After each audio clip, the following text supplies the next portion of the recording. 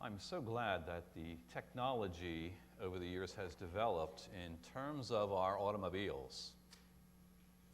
Because those of you who drive know that when you drive, there is this spot that you can't always see between your rear view mirror and your side view mirror. We call it a blind spot. But cars today have a little yellow light that will light up on the side view mirror. Anybody have that on their car? Yes, it's your friend. It's my friend. It's the old people's friend. Thank you, Gus. You're included, okay. Yeah, it's a little light that lights up in the side view mirror so that when a car is coming up on the side of you, it alerts you that there's somebody there, because otherwise you might not be able to see if it's in that spot that's in between the rear view and side view mirror.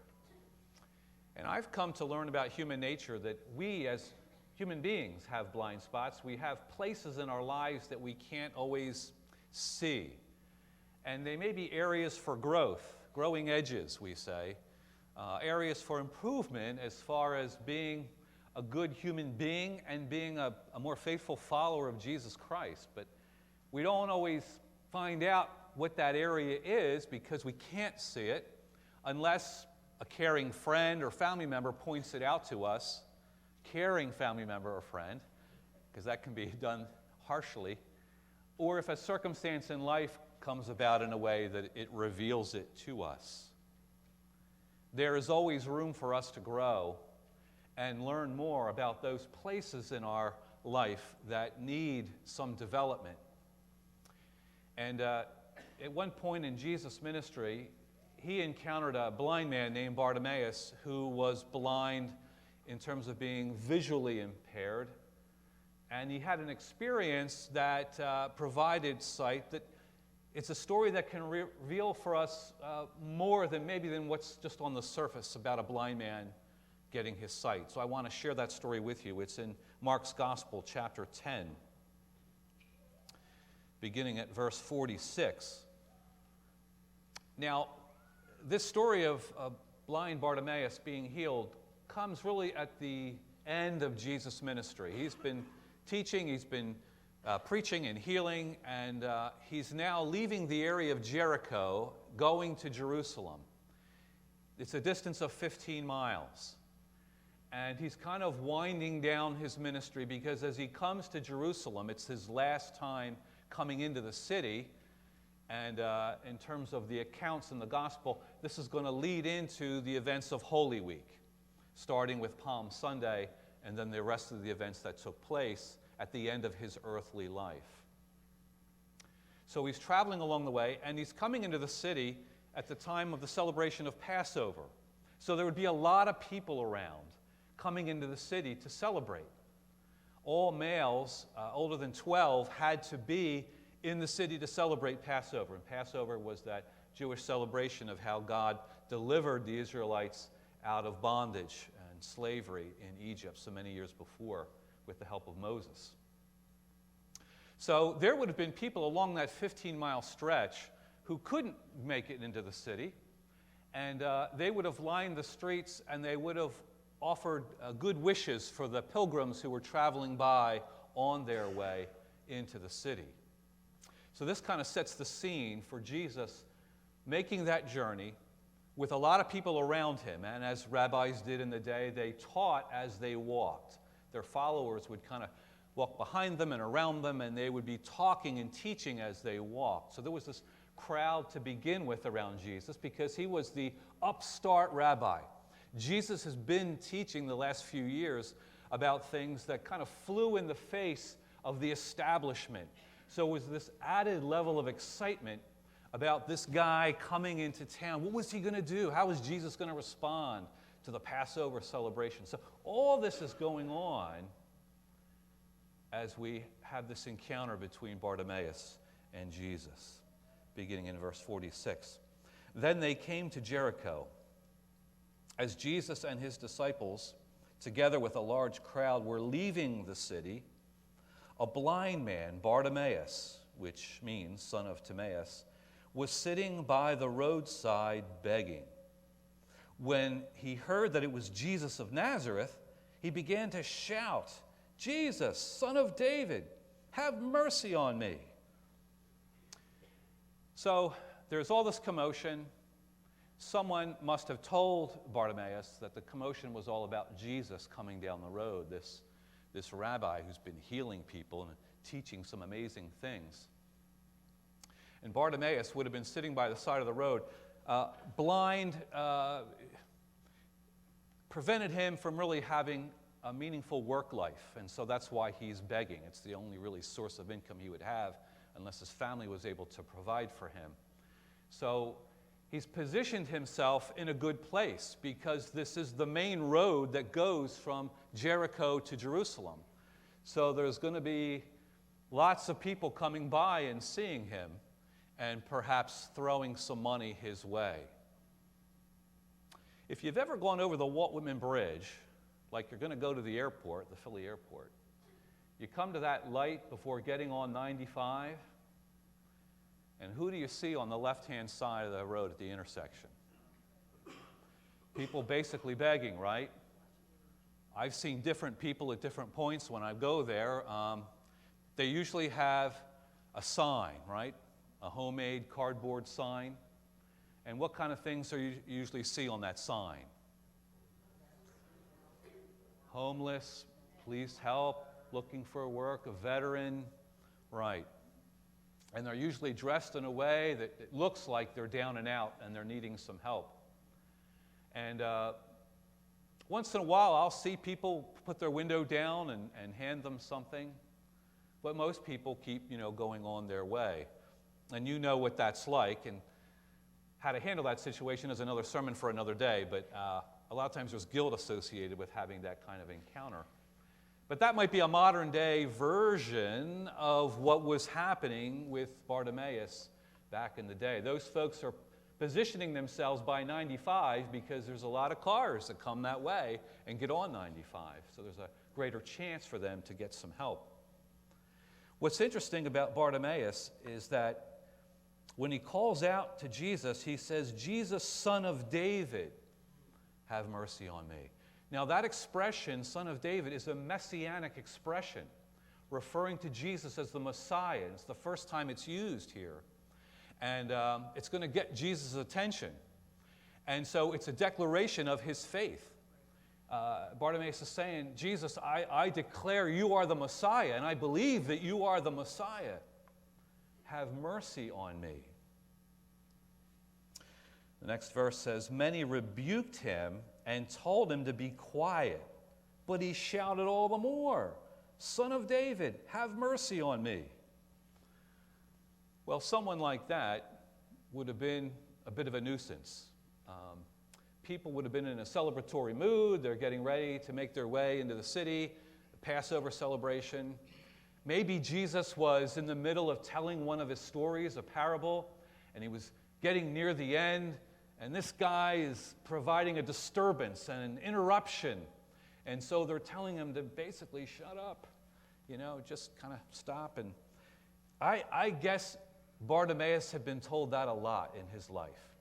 You're in the way, you're a nuisance, you make us feel guilty when we walk by you, just get out of the way. It was part of living the kind of life that he was no doubt living. But it says in the next verse, Jesus stopped. And he said, "Call him." Jesus saw him. Jesus wasn't telling him to shut up. He was saying, "Call him, bring him to me." So they called to the blind man. "Cheer up," they said. "On your feet. He's calling you. You who never gets called for anything. You who's always told to be quiet and get out of the way. The Master, the Son of David, is calling you and wants you to come." Throwing his cloak aside, he jumped to his feet and came to Jesus. And his cloak would have been his symbol. His cloak would have been his cardboard sign. It would have been a tattered blanket sort of thing that would have indicated to everybody, in case they had any doubt, that he had very little, and that he was a beggar. He jumps to his feet, no doubt thinking, this is my chance. Somebody wants me. Somebody is calling for me, and it's somebody important. Throws his cloak aside, jumps to his feet. He comes to Jesus. And Jesus asks what may seem like an odd question because it's so overly obvious. What do you want me to do for you? Jesus asked him. What do you want me to do for you? The blind man said, Rabbi, I want to see. Go, Jesus said. Your faith has healed you. Immediately he received his sight and followed Jesus along the road. Immediately. So Jesus asks the obvious question, and Bartimaeus gives the obvious answer.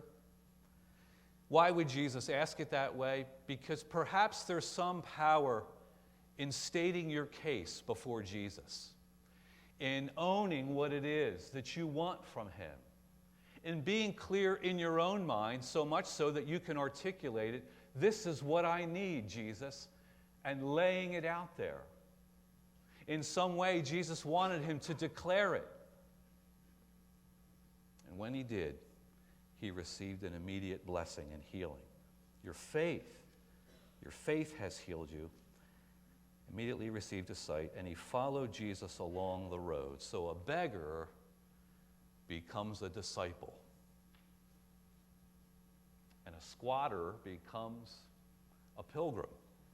And so what we have here in the story really is the discipleship journey. You have a need, and then there's gratitude, and then there's loyalty. We start with the need. We know that we're sinners and we need Christ, we need healing, we need forgiveness. We come to Jesus, he invites us to come, and when we meet him, we experience his love and his healing in our lives, and we're so grateful that we want to follow him. And that's exactly what happens in the story. Interesting how earlier in the chapter, somebody else asked something of Jesus. There's this request that James and John made of Jesus. It says earlier in the chapter that they asked Jesus, we want you to do for us whatever we ask. Boy, how's that for a loaded request? We're not telling you yet what it is, but whatever we ask, we want you to do it for us. These are two of the disciples, James and John. So Jesus asks the same question. What do you want me to do for you? He asked. And they replied, let one of us sit at your right and the other at your left in your glory. Lord, elevate us to your status that we'll be on either side of you. So when the glory train comes, we're right there with you, side by side. Jesus says, you don't know what you're asking. And he kind of sidesteps the request and basically says, it's not really for me to decide that, and just kind of goes by the wayside. Two different requests from the same question. What is it you want me to do for you? James and John ask out of their pride, out of their selfishness. Hey, we've been hanging with you for a while now, so we feel like we deserve a promotion. Bartimaeus asks out of his humility, out of his brokenness. I want to see. So my question for you this morning is, what if Jesus comes to you today, even now, and says, what is it that you want me to do for you? What will you say? So many of us are so earthbound, we might say, gosh, the new iPhone upgrade would be great, Jesus, or my washer's been on the fritz for a while. Gosh, if you could replace that, it'd be awesome. What is it you want me to do for you? Look within your heart and in your life. What is it that you truly want of God? How do you want Him to change you and help you? Where is there a blindness in your life that you've never stopped and paid attention to? Maybe you've never even recognized it. Or maybe people have hinted to you that, you know what, you could be a little more sensitive, or you could be a little bit more aware of those around you who might be in need. Maybe you and I need to be a little more careful with our words and the way that we speak, because we can use our words to help and to heal, or to hurt and destroy. Are we aware of that? Is what we need from Jesus an attitude that's a little less harsh and less judgmental and a little more loving? Is that a blind spot for us? We don't even realize how we're behaving and treating other people. Maybe we're blind to the people around us. They may not have cardboard signs, but they're in need. They may need Jesus. They may need you to help them in a concrete way. Maybe we don't see it because we're just so busy and focused where we want to go and what we want to do. Maybe we're blind when it comes to understanding the hurts of other people. And we're more interested in being understood than understanding someone else. We've sung this morning a song about open my eyes, Lord, open my ears. Make me an open person to understand. Lord, where am I blind? What is it that you want from Jesus? Is it for Him to do something new in you? Is it that we need something changed in us in order to be more like Jesus? We might look at a person that cannot see, may not have their eyesight, but they may have better vision than you and me because they see Jesus more clearly out of their need. If Jesus said, "What is it you want me to do for you?" would we answer more like James and John? Or would we answer more in the veins of someone like Bartimaeus? Our closing song is, open the eyes of my heart, Lord. Open the eyes of my heart and let me see what it is that you want me to see. Take away my blindness in whatever form that it is. And let me have the eyes of Jesus to see others and love others the way Jesus does. Open the eyes of my heart. As we sing, if the altar is a place that you want to be, if the altar rail is a place that you feel you need to be, because there's a serious, intimate conversation you need to have with God this morning, the altar rail is open. And if you want to spend the time there during that song, come and pray and come and seek the Lord. And look within your heart as Jesus says, what would you have me do for you? Amen.